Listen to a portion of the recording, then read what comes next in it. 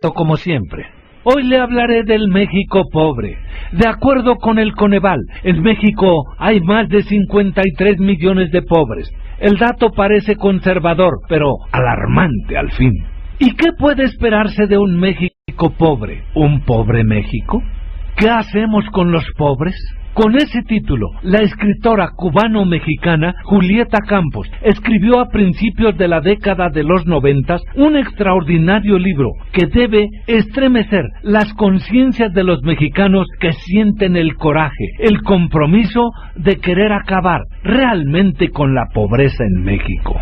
Este libro es un memorial de la desmemoria, una crónica del olvido, un recuento de la enraizada relegación a la irrealidad que el país afortunado ha ejercido sobre el país anónimo, sin rostros y sin palabras, afirma sin ambajes doña Julieta Campos.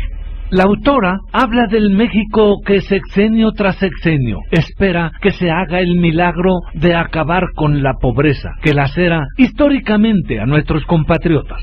Añade, el verdadero milagro estaba en que los pobres siguieran sobreviviendo en la periferia de tantos milagros, esperando siempre, en vano, el goteo de las lluvias que les ha venido prometiendo el cielo protector del progreso. ¿Qué hacemos con los pobres? Debe ser leído y releído por doña Rosario Robles Berlanga, titular de la Sedesol y demás funcionarios gubernamentales, porque contiene claves fundamentales para encarar a un cáncer llamado pobreza, que desde la era de la conquista crece y crece, la agraviante distancia que siempre ha separado en México a los muy pobres de los muy ricos. En plena era de la cibernética y de los grandes adelantos científicos y tecnológicos, México y muchas naciones del planeta, incluyendo del primer mundo, enfrentan el dilema de ¿qué hacer con los pobres? En el país, más de 50 millones de mexicanos esperan aún que la Revolución Mexicana de 1910, que costó más de 1 millón de vidas, les haga justicia. ¿O acaso la Revolución Mexicana fue el gatopardismo que haría el milagro de cambiarlo todo para que todo siguiera igual? En fin, los mexicanos pobres y pobres mexicanos esperan un milagro sexenal desde hace muchas décadas. Los gobiernos tecnofondomonetaristas prometieron que la era neoliberal de libre mercado nos llevaría al paraíso prometido. No lo vemos llegar. En suma, solo un país alimentado y educado será plenamente un país de ciudadanos. Solo entonces será de verdad viable en esa red global que hoy nos amarra a todos, advierte doña Julieta Campos. Rosario Robles podrá con ese formidable reto de acabar con ese México pobre para que el país no siga siendo un pobre México. Por lo pronto, a doña Rosario Robles se le ve el coraje y las buenas intenciones para enfrentar a ese ancestral estado de cosas. Bueno, ¿qué dijo Beto Vieira? 53 millones de pobres en el país. Y por supuesto que va a terminar el sexenio de Peña Nieto y va a venir el siguiente, y yo no creo en verdad que se acabe con la pobreza. O sea, discúlpenme, pero me suena utópico creer que alguien va a poder acabar con la pobreza. Bueno, pues relacionado y sumado a esto, las remesas que los mexicanos en el extranjero mandan a sus familias cayeron 9.72% en el primer semestre del 2013 respecto al mismo periodo del 2012. De acuerdo a las cifras del Banco de México dadas a conocer este jueves, las remesas sumaron 10.703 millones de dólares de enero a junio, frente a los 11.856 millones de dólares registrados en el mismo periodo en el año pasado. A nivel mensual, Banco de México señaló que solo en junio las remesas ascendieron a 1.945 millones de dólares, un 7.19% menos que en el 2012. Con el resultado de junio, las remesas ligan 12 meses continuos de comportamiento negativo. Es increíble, pero ya lo habíamos comentado, el tema del ingreso al país vía remesas que nuestros compatriotas mandan a la nación supera exportaciones de productos de México de manera sorprendente. Pero ahora tenemos una caída de 12 meses al hilo.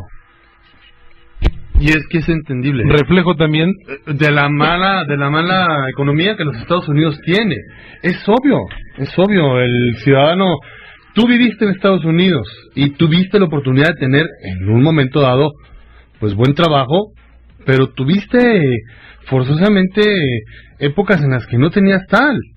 Obviamente eso se reflejaba, y qué es lo que está pasando en la actualidad, ¿no? La baja en las remesas, al no tener tu dinero para vivir tú allá, obviamente no tienes dinero. Pero ¿cómo impacta en México? Impacta de una manera totalmente determinante, porque el tema de las remesas en México es mayor que incluso exportaciones de no sé qué productos. Muchos rubros. Mira, hay ciertos aspectos que bien harían las autoridades de informar a la ciudadanía de forma precisa y correcta, pero a veces se distorsiona la información, yo creo que de forma deliberada. Es obvio que los mexicanos en particular no van a seguir enviando esos millones a sus familiares a este país. ¿Por qué? Porque ahora con la posibilidad de la apertura de la reforma migratoria, por lo menos de 8 a 11 millones van a tener la oportunidad de regularizarse. Eso implica mucho dinero. Lo que enviaban a sus familias lo van a emplear allá para los trámites y gestiones, y eso en conjunto suma millones. Y no solamente eso, hay otros aspectos que se difunden de forma sesgada y a propósito engañosa. Estaba leyendo que la cadena Univision en Estados Unidos ya superó en rating a todas las cadenas estadounidenses, la CBS, la NBS, la Fox, todas, y que ahora es la número 1 en audiencia. Claro, porque con la reforma migratoria se están dando noticias de orientación, y obviamente todos los susceptibles de solucionar están observando la televisión. Oye, pero hablando de la televisión en general o del mundo hispano nada más. No, en general de los Estados Unidos, sí. Entonces, hay muchas cosas que se pueden clarificar en este caso, y con todo respeto por los logros que se hacen en el gobierno del estado, pero en cuanto que ya hay 100,000 menos pobres en el estado de Chihuahua. Mira, nada más para terminar el tema. Tú adviertes de alguna manera, Mauricio, que con si se da esta reforma en los Estados Unidos migratoria, ¿tú no adviertes que por el simple hecho de yo estar allá, de yo ser el migrante, al momento de tener un estatus ya en los Estados Unidos, lo primero que voy a hacer es llevarme a mi familia para allá? También ese es otro aspecto. O sea, esos 8 millones se convierten por lo menos 16, en el doble, en el triple. O en el triple. Porque lo primero que piensan quienes van a arreglar su estatus es llevarse a su papá, llevarse a su mamá, llevarse a su esposa, llevarse a sus hijos, y a muchos se les da esa facilidad. Recuerden que hay estudios, inclusive novelas escritas hace muchas décadas, que en el año 2040 los Estados Unidos va a ser gobernado y va a ser un país de una mayoría hispana. La principal mayoría va a ser de hispanos, que de hecho ya va en vías, ya superó a la etnia afroamericana. En fin, es que a veces, mira, yo a veces me desespero porque se da la información muy, muy, muy amañada en cuanto a esta situación. Y claro, por muchos años México va a dejar de recibir esas remesas y va a disminuir sobremanera, que está entre los primeros 3 lugares de ingresos de divisas al país, junto con el petróleo y el turismo. Y decía, respecto a los 100,000 menos pobres, aquí sí están los avances, pero se está empleando la forma equivocada de hacer la propaganda. Se debe decir personas que han avanzado en superar su rezago, porque si no son pobres, entonces ahora son ricos. No, claro que no. ¿Qué son ricos? O sea, el millonario de aquí de Chihuahua, en comparación con qué es el más rico. Es ¿con que quién? el punto es, Mauricio, si lo comparamos con Carlos Slim, pues no deja de ser un limosnero, ¿no? No, lo que pasa es que salen del rango de... O sea, como que hay una especie de tablita, ¿no? De rango donde te dice... Pobreza extrema, te califican y te dicen, a ver, comes 3 veces al día, sí, como 3 veces al día. Ah, bueno, entonces ya no eres pobre extremo, ahora eres nada más pobre. Y así, ¿no? Va brincando de segmento. Pero aquí lo más importante, Marco Francisco, desde mi punto de vista, la riqueza en un individuo, en una familia y en una comunidad no se logra con la asistencia social.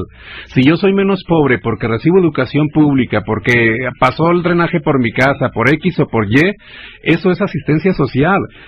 la riqueza es el resultado del trabajo y del capital personal y de la comunidad. No podemos decir que una persona es menos pobre porque está recibiendo asistencialismo. Estamos subsidiando a sus familias, estamos subsidiando sus necesidades y eso no es el camino correcto. Entonces yo quiero que una de esas 100,000 personas venga aquí a esta cabina y dice, sí, yo soy uno de esos. Antes era pobre y ahora soy rico porque tengo piso de cemento. No, claro que no va a ser rico. Además, la finalidad de la información que maneja el Coneval es únicamente para proporcionar elementos para mejorar las políticas públicas tendientes a la superación de la pobreza. No es una medición para decir, en este rango ya dejamos de tener 100,000 pobres. Es un elemento que te ayuda a implementar mejores políticas públicas para poder sacar a la gente de la pobreza. No para